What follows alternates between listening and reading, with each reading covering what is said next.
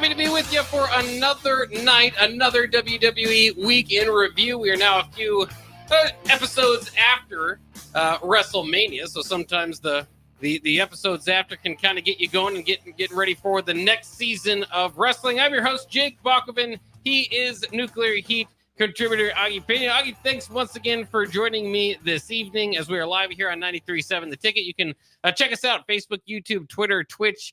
If that helps you out a little bit better, if you're out there driving your car thinking I want to listen to wrestling, but I don't have a radio after this, you can do that. Augie, how's your post WrestleMania wrestling viewing gone so far? We've talked a little bit pre-show. There can be a little bit of a drop off in a feel altogether with not being WrestleMania season anymore. But it's interesting because you get to see It's one thing to get a moment at WrestleMania. It's another to be the new champion. It's another to be to carry your own storylines. And so I think we're starting to see some of that stuff play out. Yeah. It's been a little slow. Like you said, there's some new faces coming in. There's not a whole lot of movement. They have some, like mid cards and whatnot. It's been all right, but this is how it is. As wrestling fans, this is what we can expect. As you said, it's just a little bit slower. They have to really build it up. This next premium live event that they got coming up, WrestleMania Backlash. It's not one of their main ones. It's just kind of a filler there. Some interesting things. I mean, there's still some decent storylines, with like Rhea Ripley and certain things like that going on, or not storylines, I guess, just things happening. But yeah, it's just a little bit different. It's kind of like, the beginning of the year, January, February, kind of the months and all that stuff. So, that's kind of the way you put it, in wrestling terms as well. Just after WrestleMania, just the storylines, to build up everything they had there. It's really hard to follow that up in these next months. So I'm curious to see what they do. Yeah. I mean, I think you're right. There's some injuries that are playing a factor, and we're going to see these new champions try to kind of fill that hole. I mean, for years, this has been a bloodline storyline that who's going to beat Roman Reigns? Can anybody knock him off? They kind of squared it up for the second WrestleMania for Cody against Roman Reigns. And now you've got Cody has his next challenger, which we can talk about here in a second, but has at least a couple challengers vying to be the next challenger. But he's done a couple promos. I think they're doing a good job, at least kind of keeping him out there. But I don't know. I mean, I think there's naturally, and I said this when Roman went away with leukemia, and it's only been, a few episodes here. Roman adds just a lot. Roman adds a lot, and without him at the top, now they're trying to move the bloodline around. Seems like a little bit of dangerous water going away from what has worked for the company. But of course, it also is at a time where Paul Levesque is kind of the new face of WWE, Triple H. And, creatively, they're calling him Paul Triple H Levesque. Yeah. It's no longer Hunter, so you kind of got the thank you Hunter crowd out there, chance a couple of weeks ago. But so it is a time of change in WWE. And so let's jump into it. Let's go through some of these deals. We decided, as we've done this, we used to do kind of SmackDown first and then Raw. But sometimes we're bearing the lead. So let's just kind of start off with some of the major stories in WWE. And then as we get through it, we can kind of go individually through SmackDown and Raw. Let's start with Cody Rhodes. And how do you think that he has been booked and shown so far? For what it's worth, they had on SmackDown a contenders match, or they've had a couple 3-ways to lead up to a chance to take on Cody Rhodes for his next contender. So it's going to be between AJ Styles and LA Knight to figure out who's going to be Cody Rhodes' next challenger, first challenger as champion. And he's also just kind of had these promos, one with The Rock and most recently in these last couple weeks on SmackDown, just kind of saying that he's, we're looking forward to challenging The Rock, talking a little smack with The Rock. So you kind of keep that in the background, know that that's going to be something that's going to pop up and could somewhat hurt Cody's reign as champion, because, it's not going to be taken away from him before The Rock returns at some point. Who knows, that SummerSlam, whatever. But what do you kind of feel about that? And then, the last night he came out, he thanked Seth Rollins and Jey Uso, kind of went a little too dad jokey for Yeah. me. So I mean, I don't know. I mean, he's still, you know, wildly over as far as the crowd goes. They want to see him.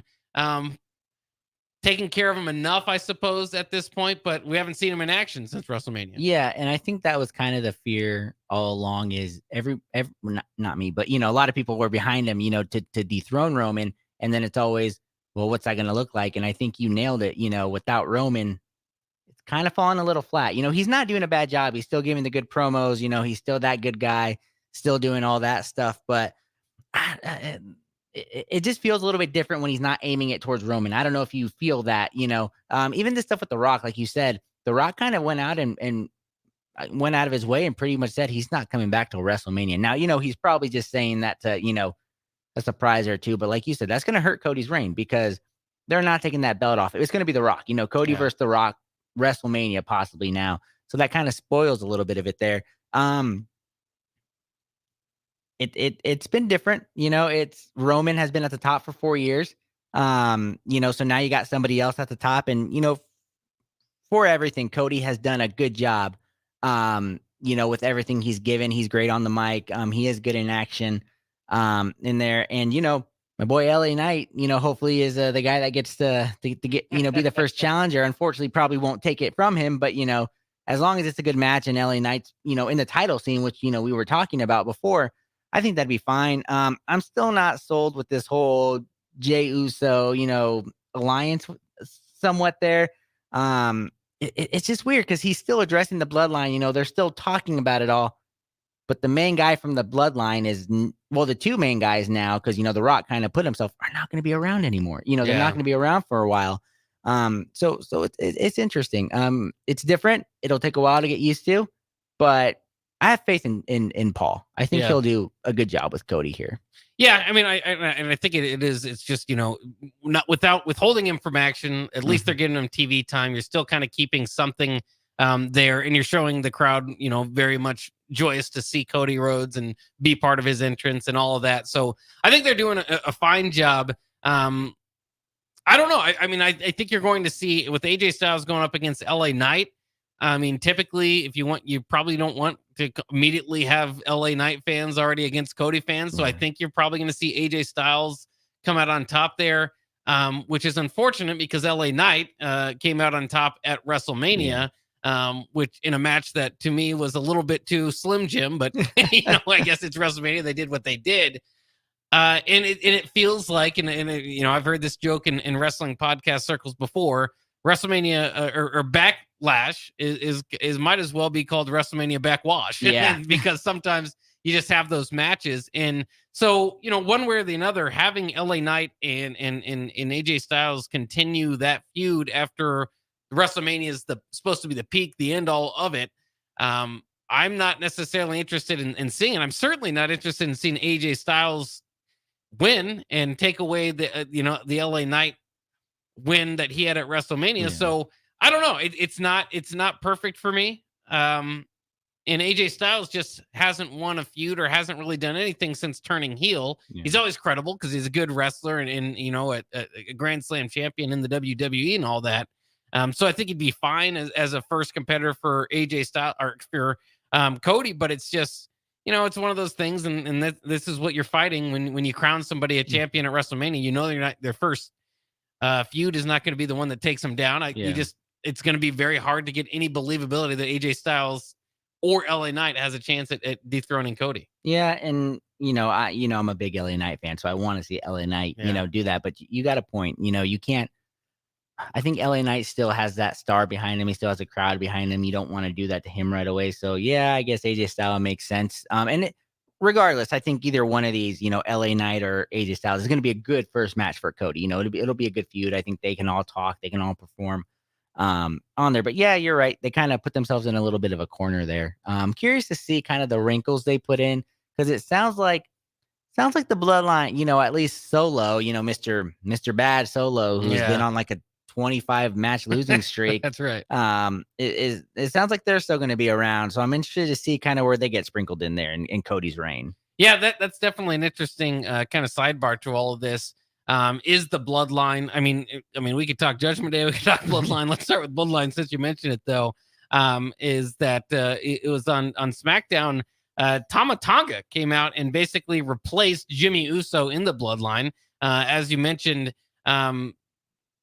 they were feeling like they had to make up for a loss, or somebody had to get in trouble for the loss. And Paul Heyman was talking to Solo Sikoa about that earlier. And Solo, I guess, calls out Tama Tonga to help him and to take out Jimmy. I think that this is certainly something that's of interest while you keep the Bloodline interesting, while you have Roman Reigns and The Rock away, like you were saying earlier. But it's starting to feel like you're kind of losing the magic of it, right? I mean, the Bloodline, for what it was a couple years ago, was the Usos and Sami Zayn and new guy Solo Sikoa and Roman. And now you're just kind of, pretty soon you blink and, I know a couple years goes by or whatever, but the Bloodline is going to be a completely different faction. And maybe it's leading to the Usos getting back together, which we wanted to see before WrestleMania, or like to kind of strengthen the Bloodline. And it's going to be maybe away from that. While interested, and that's the main goal, is keep me interested. I don't necessarily, like you said, you have faith in Triple H and Paul Levesque to get this done. I like a lot of Paul's booking, but I also question it's too much sometimes, too much NXT involvement sometimes, But I mean, maybe they feel like the Bloodline's pretty much had its run, and now it's time to do something different with it. Again, interested but not confident. Yeah, and we wanted kind of a Bloodline Civil War for the longest time, but we wanted Roman, Usos, The Rock. We thought that was. Now it's just kind of Solo and the Uso. It's like it seems like those are going to be the guys that play it out, and that just seems like it's not enough. With everything they've teased, everybody's saying the turns, all this and that. So I agree. It's and it's so they did Solo so dirty. They gave him, like you've mentioned a lot before, the John Cena rub. He beat John Cena, and then it seemed like he never won a match after that. And now he's back to being essentially he's going to be the top guy. It seems like with his actions, he doesn't want Roman to maybe come back. He's taken over as the head guy. And this is a guy that just pretty much got laughed at the Friday before WrestleMania because he stepped up, when Seth challenged The Rock and Roman, and everybody was kind of like, no, this is the one guy we don't want. So it's interesting to see. Hopefully they could build it back, because I'll say this, I don't think I appreciated it as much as, when it was going on, but that Bloodline segment, Roman, all of them, that's probably one of the best storylines WWE's put out ever. It's got to be top 3. Oh yeah. Just storytelling, everything. There were some ups, some lows, but some really highs and all that stuff. And so to go from there, I'm interested to see where they go. Well, and it's not just like you mentioned, they've considerably cooled down Solo because he hasn't won a match since beating John Cena, which who knows, like who. I just don't understand the thought process there. Obviously, you would think after beating John Cena, that's time for your big move in the company, but they haven't done that. The Usos are considerably cooled off because they were just kind of pawns on the chessboard of that storyline with the Bloodline. You've got other guys, knights, bishops, if you like my chess analogy there, but they were kind of the pawns. Yeah. And, and they didn't have a good WrestleMania match. Like that was kind of one of the stories was, they just kind of super kicked each other. Jimmy, I don't know if I was supposed to feel bad for Jimmy. I mean, he's your ultimate like cackling heel bad guy that they at least had to face Jay this last couple of weeks and leading into WrestleMania. And Jay just kind of feels like the top mid-card guy. Like they feel like they can push him into the main event scene. And when we talk about your first title defense, we'll see how that looks on the opposite side with the Judgment Day and Damian Priest against Jey Uso. But to me, that's just kind of another. I don't believe at all that Jay is going to win that thing. So I'm surprised. They said they're going to take that to Backlash. I thought, okay, we might do that on like the next episode of Raw or something, because it just doesn't have that feeling to it. It just feels like there's so much missing now from the Bloodline. And then the other thing is Tonga. I mean, Tonga is a former member of the Bullet Club, a New Japan pro wrestler.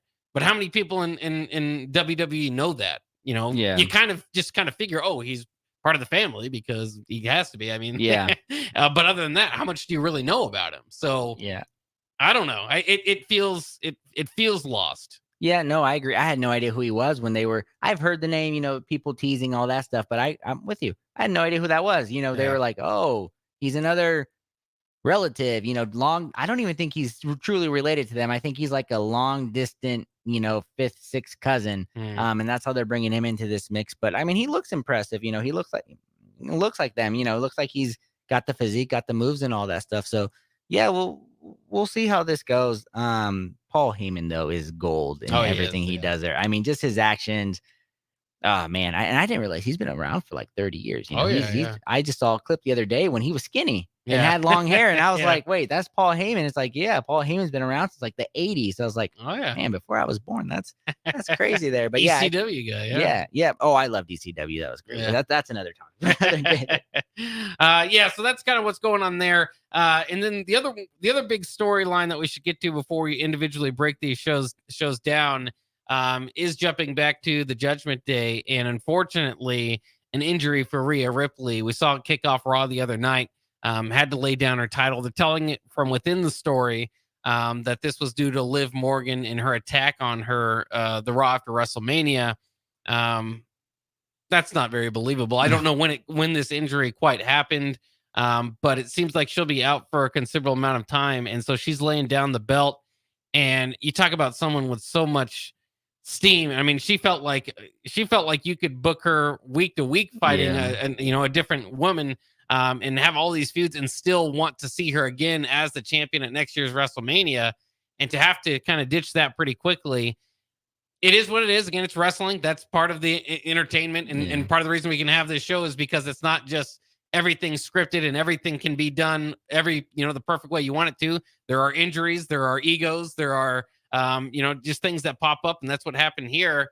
And so they're going to have to do a good job of trying to keep the Judgment Day together and still feel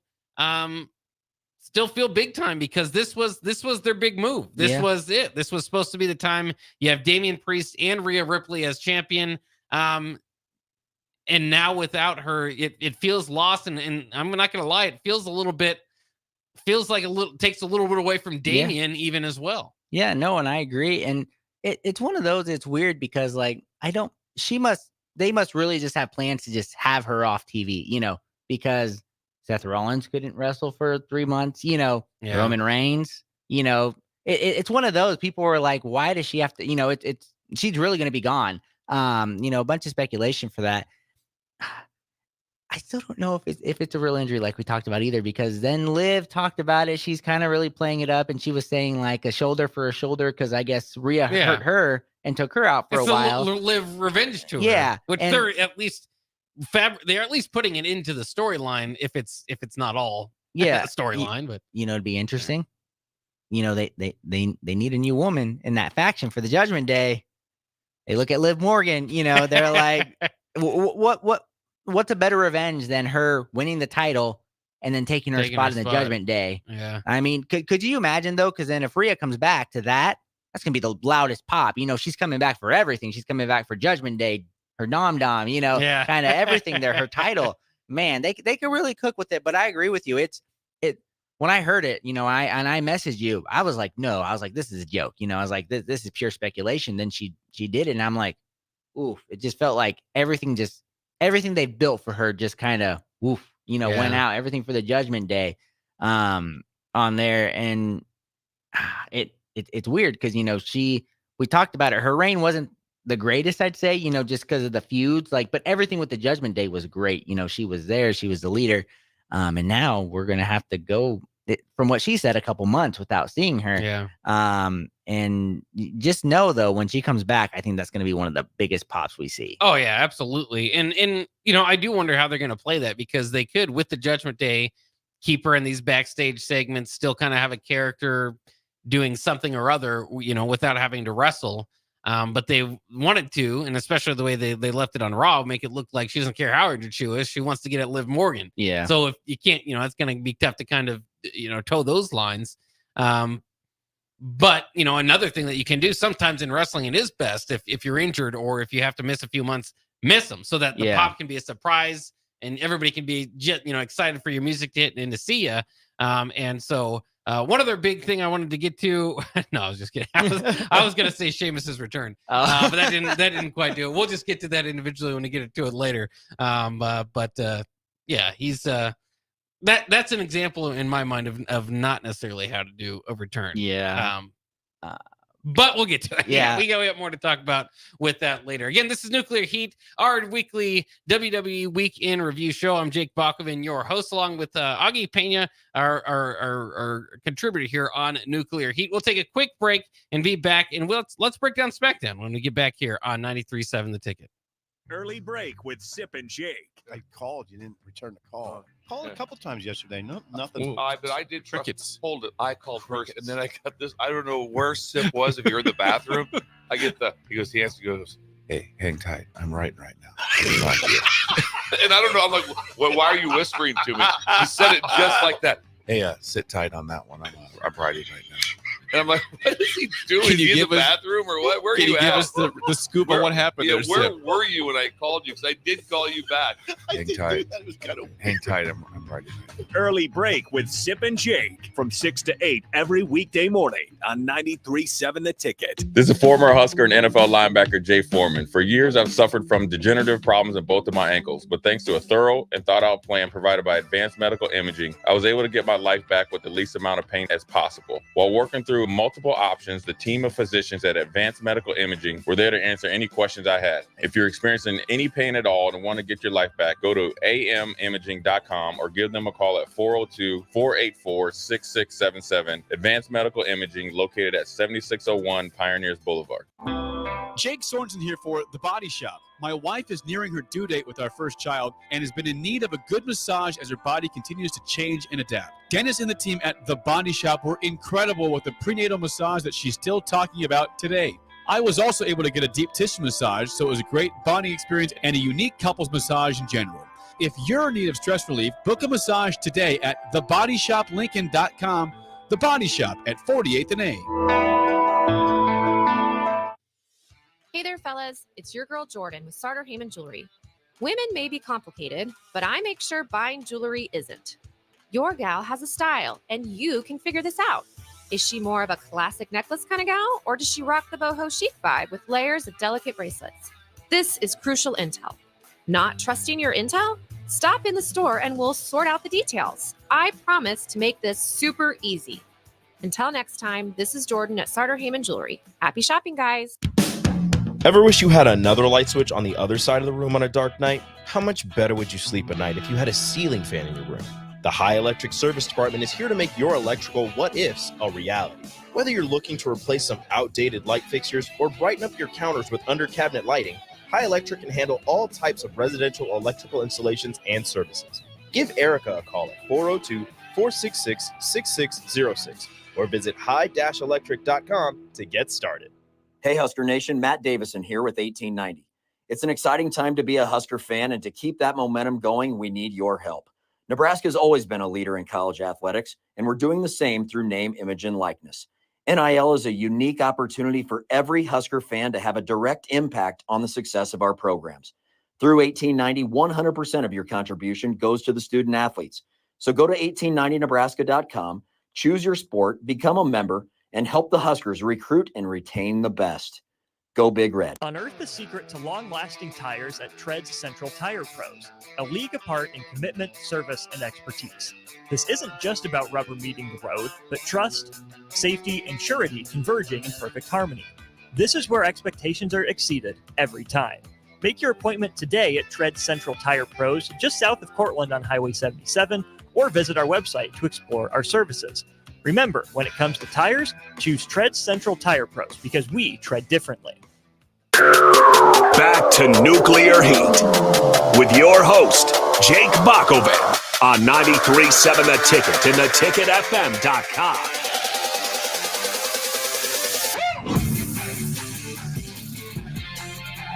We are back here on Nuclear Heat on 93.7 The Ticket. Thanks for joining us, for staying up late to have a little bit of fun and talk some pro wrestling.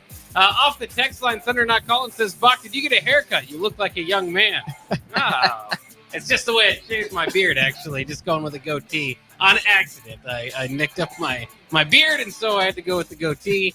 I That's a good compliment though, because I've heard that I look older. So now I feel a little. I kind of have a baby face if I do shave the beard. Yeah. And part of that is due to my weight and double chin, so that doesn't help. But yeah, I look younger. Yeah. Yeah, we'll go with that. We'll go with that. You look a different man, that's for sure. When I saw you for the first time, I was like, hey, yes. Yeah. Do you remember the movie The Faculty? I do. I feel like I look like Jon Stewart as the science teacher. Oh my gosh, yes. That's my. Yes. You kind of have to know what I'm talking I about. mean, but- you kind of look like any 90s, actor that was around that time that played, the dad. These goatees were more popular back then. Yeah. Yeah. I mean, it doesn't look bad. Yeah. You look like a dad. Yeah. I mean, I am a dad. yeah. I mean, there you go. You're playing the role perfectly there on that one. That's Yeah. Yeah. hilarious. Well, I'll take it. I mean, we've all got to take our chances. I know some people say if you reach a certain age, you just should stick to that haircut because that's who you are now. I like to play around still once in a while, but again, to be completely honest, I messed up my beard, and that's why this is here. It will grow pretty quickly, and I'll go back to the beard. I mean, that's fine. I shaved my head. Yeah. I don't know why I did that. I'm still troubled with it, because Your hair's growing back quickly, though. It is, but I'm used to having hair like yours, Yeah. long good hair like that, and I got this going on. So yeah. So we're both working on growing our hair back. So we look out for that in future episodes of Nuclear Heat. Let's get into SmackDown. We already talked about Cody Rhodes. He opened up SmackDown. Then we have the segment with Paul Heyman talking to Solo Sikoa to bring the title back to the bloodline because Solo was mad that Cody Rhodes had Roman Reigns' usual suite that they have back there. So I thought that was kind of funny. And then you had LA Knight against Bobby Lashley against Santos Escobar. They were going to have a couple matches here to determine who was going to be able to move on, kind of like a tournament style, to be the number one contender to take on Cody Rhodes. So LA Knight, Bobby Lashley, and Santos Escobar. You had interference here. There was no disqualification. Angel and Berto were able to interfere and were kind of attacking, focusing their attention on Bobby Lashley. Therefore, the Profits ran down to stick up for them. B-Fab and Elektra kind of got at it. So this was kind of setting up Bobby Lashley and the Street Profits against Santos Escobar and his stable. All the while, LA Knight gets the win, drain all the chaos. So interesting in a few ways here. We already talked a little bit about LA Knight and how he will square off, as we will find out later in the night, against AJ Styles to be the number one contender for Cody Rhodes.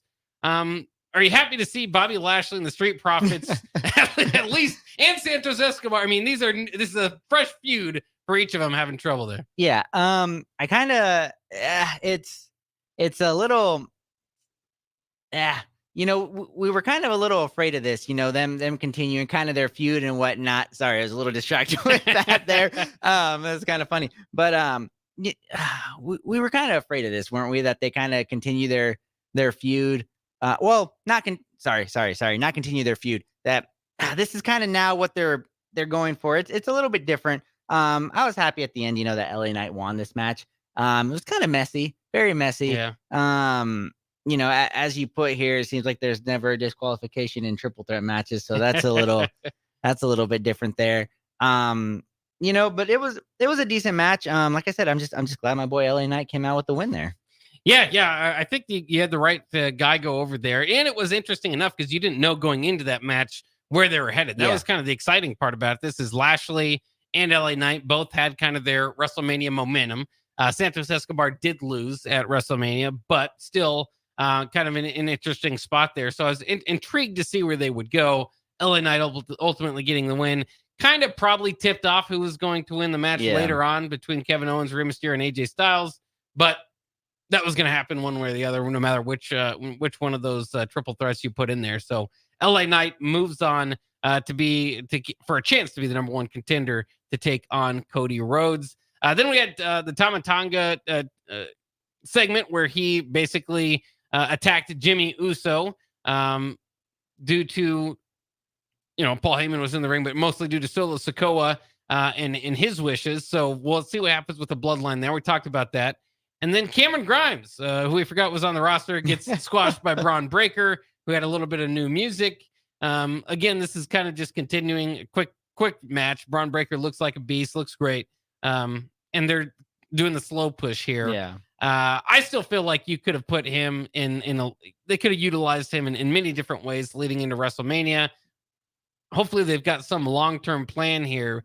But they are doing kind of the slow build. He's a beast that nobody can destroy Yeah. at least as far as jobbers go, which should be expected. So, I mean, I don't know. When you see the match, it's going to be it's just going to be a showcase for Breaker. This is a little bit interesting here, but when I saw Braun Breaker kind of saw everything, they have an opportunity to kind of repeat a Goldberg scenario here. Have an undefeated streak, kind of build this beast, because he's a beast. Like you watch, he's not the greatest on the mic, but that'll come. He's not horrible. He's decent, but man, his moves, his strength, his size, just athleticism. His athleticism. It's out of the, off the chains here. It's better than kind of a Goldberg, because Goldberg was a little bit stiff, kind of just muscle. Braun's got it all. So this is somebody, I mean, you got to watch how many jobbers you feed him, kind of put him into maybe a decent feud, with a mid-carder, let him kind of climb, but they have a golden opportunity with him here to just build him as this, real believable force, that can pretty much go after anybody on the roster. Yeah, and they had him kind of down in NXT winning the tag team championships down there. So that's maybe what they were kind of cleaning up before setting him off on the main roster. But to your point, I would have liked to see a Braun Breaker enter into a Goldberg type of scenario. Mm-hmm. I've said it before. I thought that he would have been gold for Gunther match. I mean, that would have been a lot more entertaining to me, although a lot of people got behind Sami Zayn, and there's certainly a special moment with Sami Zayn in the crowd last night at Raw. So, they kind of know what they're doing, but I just felt like Braun Breaker could be positioned better here. Even if you did put a little bit of heat on him and then have him be the first challenger for Cody Rhodes or for a Damian Priest, I would be significantly more interested in that than what they're heading toward there. But we'll see. They'll slowly build Braun Breaker, and we'll see what they have for him in store. Next on SmackDown, Bayley came out to a great ovation. People love her as always. Chance of You Deserve It going on. I told you this when we were playing basketball the other day. She kind of looked like a mom. I don't know. She was dressed kind of weird. So, sometimes as a champion, you want to look the part. I didn't feel like she completely, and I only say that because she usually knocks it out of the park. I mean, she wears all different types of outfits that kind of grab your attention. This one did, just not for the right reasons, I suppose. In any case, that's a small detail, but it is, I mean, as a champion, it's a big detail. Yeah. Anyways, Tiffany Stratton comes out to open the open challenge that Bayley did not lay down. Yeah, that was funny. And anyway, and Bayley said, no, I wasn't laying an open challenge. I wanted to give Naomi a title shot. So instead, they had Naomi take on Tiffany Stratton to see who would get the title shot. Naomi ultimately defeats Stratton. And again, a little bit interesting there. Stratton, similar to Braun Breaker, we've been talking about, new to the scene. So maybe you don't want to. A lot oftentimes, you kind of give these young people their licks as they come up through the industry. You can't just hand them over the top spot and give them the chance to sell themselves out and all that. But again, I would be more interested in Tiffany Stratton challenging Bayley than Naomi challenging Bayley. Well, yeah, and then another thing, with that is Tiffany is new. Naomi, we've seen a lot. She's been a former champ, hasn't really, kind of just been in the background since her WWE return. But it's a friend versus friend, babyface. You can't really take those feuds all that serious. I mean, Naomi might turn it on, and do that typical, I want that title, yeah, you're my friend thing. But with Tiffany, she's like a heel, she's a egotistical, type of a, character. Yeah. And she plays it to perfection, by the way, too. And she's great in the ring. Like, that's the thing, is she's the female version of Braun Breaker, essentially, as you mentioned there. So yeah, I was a little disappointed with that. I think Bayley, you don't want to have her lose a feud like that, but at the same time, she just lost to Naomi. So I think it would have been a little bit more credible. She beats Naomi, goes on to face Bayley, loses there, in a good match, have a couple feuds with her. Still put her over. Yeah, put her over essentially on that. So, they kind of missed the mark there with that, but it kind of doesn't feel like Naomi Stratton is done there. It kind of feels like they might do something, maybe keep her a little bit in the background. I don't know. I just got that feeling from it. Well, and I think too, they're going to have to do something to change. I mean, in Tiffany, the internet loved her outfit. I'll just say that. But they do have to watch out, because if they bring back Carmella, she's kind of just a Carmella character. Yeah. So they're going to have to find some way to kind of deviate her from her. And then the other thing is Carmella, this is just kind of how her booking is too. Is like she could she could lose to anybody or have a short title reign. They've given her that opportunity in the past. But to me, it just kind of feels like a spot Carmella would have done. Yeah. And Tiffany Stratton with her, close resemblance and character resemblance to that, they're gonna have to kind of figure out something different there for Stratton. But in any case, Chelsea Green and Piper Niven against Jade Cargill and Bianca Belair. This is because Chelsea Green continued to ask for more opponents here. They did this on the previous Raw and had Jade Cargill squash her. Piper Niven had a moment, but this is pretty much a squash too. Yeah. Not much to say there. Jade Cargill and Bianca Belair, though, maybe one of the two could get involved in this Bayley Naomi matchup, which would allow us to kind of see through just a booking that we didn't necessarily love on SmackDown to get to something bigger. Yeah. I could definitely see something playing out like that. Yeah, no, I agree. And we talked about it, Jade and Bianca, we'd like to see them as a tag team as well, kind of see what they could do. Because curiously, the Kabuki Warriors weren't here, the tag team champs. So who knows what kind of situation where all that stands there. But no, I can kind of agree with you there. I think that'd be kind of cool. Maybe Bianca gets a little jealous, be like, hey, we helped you out too. We took out Damage Control. Why does Naomi? I don't know. They can play these a lot of ways. Just they need to do something for Bayley because, the buildup with Io, we talked about at WrestleMania, kind of fell a little flat. It was a good match still, all that stuff, but they kind of missed the mark on a couple of it. And she can be a really good champion. She's very over with the crowd too. Yeah. So you want her to have a very good reign. And quickly, finishing up SmackDown, Kevin Owens against Rey Mysterio and AJ Styles. Again, the winner would take on LA Knight this next SmackDown to see who will ultimately take on Cody Rhodes to be the number one challenger there. A lot of good wrestling here. I mean, as you would imagine with these three involved, Rey Mysterio making his return from a couple weeks ago, felt like he was kind of putting on a showcase to show he still had it. Double German suplex was out there, and this ultimately ended up with AJ Styles hitting a Super Styles Clash with Mysterio onto Owens, and then perfectly rolling up Mysterio for the win. So it was just good wrestling, good way to end the night. You have LA Knight again finishing with a stare down with AJ Styles. Not necessarily what I'm interested in. Has a lot of WrestleMania backwash feelings to it. But it's the way that they're going, and they still think they can get some money off that feud. So be it. But we got to take a quick break. Then we've got a few things on Raw to discuss, including Sheamus's return, Andrade against Dominic Mysterio, and Intercontinental Championship between Sami Zayn and Chad Gable. We'll do that coming up next year on 93.7 The Ticket. Wall-to-Wall Wine and Spirits is now open in Lincoln. Shop our expansive collection of wine, beer, spirits, and cigars at 5040 North 27th Street. From top shelf liquor to crowd favorite beer, Wall-to-Wall Wine and Spirits has a beverage for every taste and every budget. Plus, join our loyalty program to earn rewards and save on future purchases. Shop Wall-to-Wall Wine and Spirits at 5040 North 27th Street in Lincoln. That's 5040 North 27th Street. Go Hog Wild Pit Barbecue. If the week's been too hectic to even think about dinner, or your family can't handle one more night of leftovers, then it's time to let Hog Wild do the cooking. Hog Wild's family packs are one heck of a good deal for a complete barbecue meal loaded with all the smoked meats, tasty sides, buns, and sauces you need to feed your family. Order online at GoHogWild.com. Hog Wild Pit Barbecue, 3210 Cornhusker Highway in Lincoln.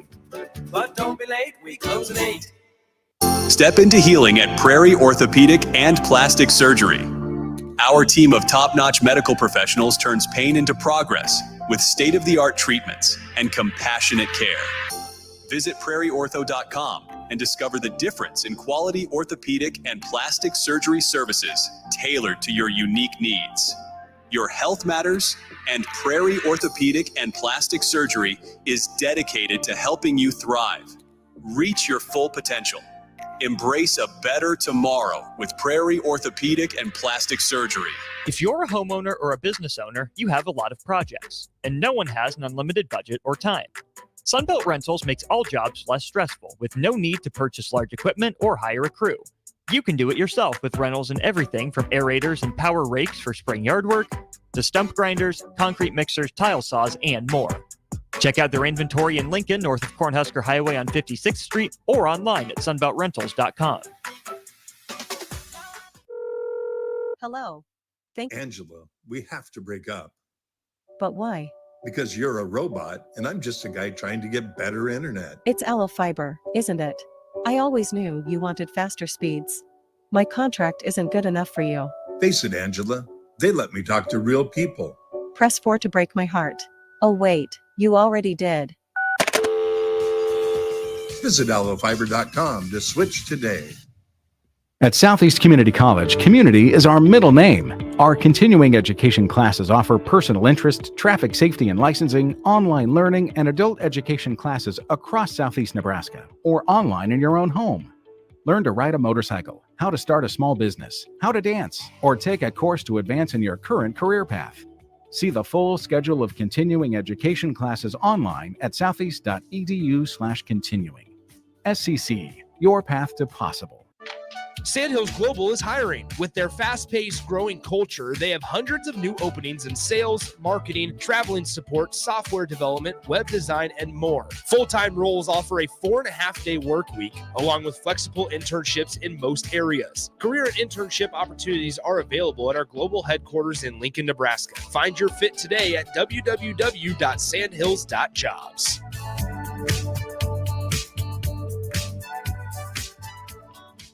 Spring is here, and it's time to wake up Judson. Judson Irrigation is eager and ready to get your sprinkler system up and running for the season. Judson's technicians will check for winter damage, adjust your sprinkler heads, and show you how to set your controller for effective sprinkling coverage. The Judson Irrigation team is here for you. Stay safe. Keep summer green. Call Judson Irrigation 402-420-6277 or judsonirrigation.com.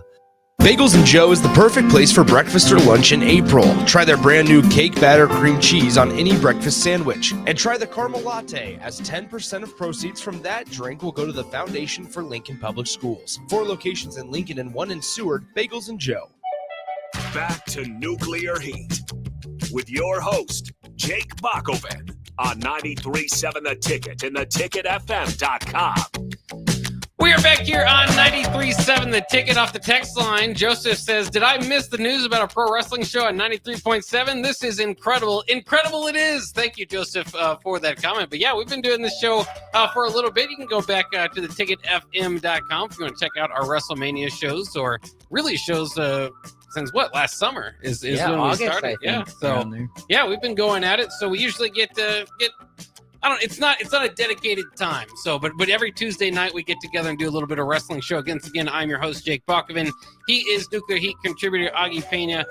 Let's get into Raw before we finish out the show. Of course, last night's Raw, we mentioned Rhea Ripley kicked off Raw and unfortunately had to lay down her belt. We got to some of the more intriguing storylines to begin the show, but let's break down some of the other matches that we didn't get to. Sheamus did make his return to take on Ivar. Again, this is not necessarily the way that I would have returned Sheamus. I always like a surprise. Always like, out of nowhere it's Sheamus. We haven't seen him in 8 months. Instead, they kind of built it up. And then to just have him face Ivar was, once you saw the opponent, you're like, well, this is just a showcase for Sheamus. It ended up being it was noticeable. Sheamus, usually in really good shape, didn't necessarily look the part as much. So I'm interested to kind of see, hopefully that doesn't slow him down or anything, because he's an excellent in-ring performer and put on a pretty good match with Ivar. Yeah, and it's a little curious because I think he has like his own YouTube channel where he works out with, the wrestlers and things like that. And just to see him kind of in that shape just reminds everybody, they're human too. He kind of looked like if I were to go out there, and try to, obviously he still looks a lot better, and he's like, not quite like that. He's like 6'4", 250, and things like that. But yeah, it was a little interesting. I feel like he's kind of like king of the mid card, like he's somebody as you described earlier, I think like Jay, like mid card, he's going to win some feuds, can hold those titles. You can kind of elevate him to the upper echelon, like the main event titles. He won't win, but he's there. Yeah. So it is nice to see him back. I honestly forgot he was out of action it's been like a year, right? Like of him not being there. But it was good to see him. It's always nice to see those guys, that have been around for a long time, have really put in the work and everything you were used to seeing every day, coming back like that. But yeah, I wish they would have picked somebody else because, like you said, once it was Ivar, it's like, it's either Ivar's about to get a really big push and they're about to do Sheamus dirty, or it's going to be what it was last night. Well, and Sheamus too. I mean, he's one of my favorite wrestlers. Again, partially to what you said, maybe nostalgic sake. He's just been around for such a long time, so you have memories of him. And you just hope, like, I thought, okay, well, they're promoting it. They got a plan for him. Yeah. And then you worry when you see the first matchup as Ivar, and you're like, oh, they don't have a plan for him. Yeah. And so, him being back is like, hey, I'm healthy, I'm ready to go. And they're like, oh, great, we can always use Sheamus, instead of like, okay, he's been out 8 months. What should we do upon Sheamus's return? Here's a good way to put him in some storylines.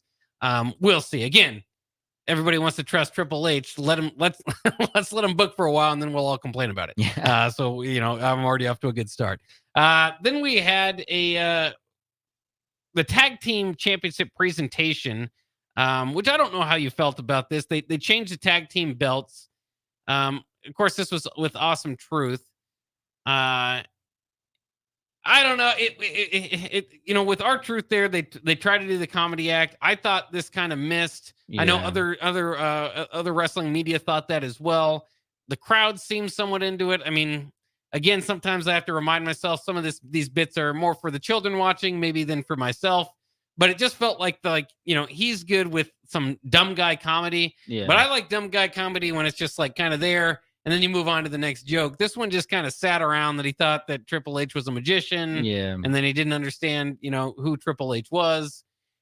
And to me, like, it is what it is. R-Truth's character, it's a comedy act. So to me, it kind of takes away from the new belts, though. And I thought it was a great WrestleMania moment for Awesome Truth. But I don't think these are the guys that you want to be having the new title and showcasing it and saying this is the new era of tag team wrestling, because it's a comedy act. Yeah, and first off, they really must love that design of that World Heavyweight Championship, because Yes, they're they do. doing that for every new belt now. And it looks glorious. But I do think this was the right move, because those Raw and SmackDown Championship belts, I think, look ugly. The red and blue. I kind of didn't like when they did it for like the Universal and the WWE Championship for the both of that back in the 2020s whatnot. But I agree with you. It was really weird too, because Triple H is normally really good at like reciprocating, kind of going back and forth. I feel like even he didn't know how to truly, and I know that was part of the bit, but everybody was just kind of fumbling, didn't really understand what R-Truth was doing. And I know it's that R-Truth doesn't know what he's doing type of thing, but you're right. They're the champs. They had their WrestleMania moment. And The Miz even said it, this is their opportunity to bring in the new era, bring these titles to new heights. I don't really know if they can do that with R-Truth, and we'll see. We'll see what they do. As I said, I'm going to be patient. I'm not going to brag on it too much, but I trust Triple H here.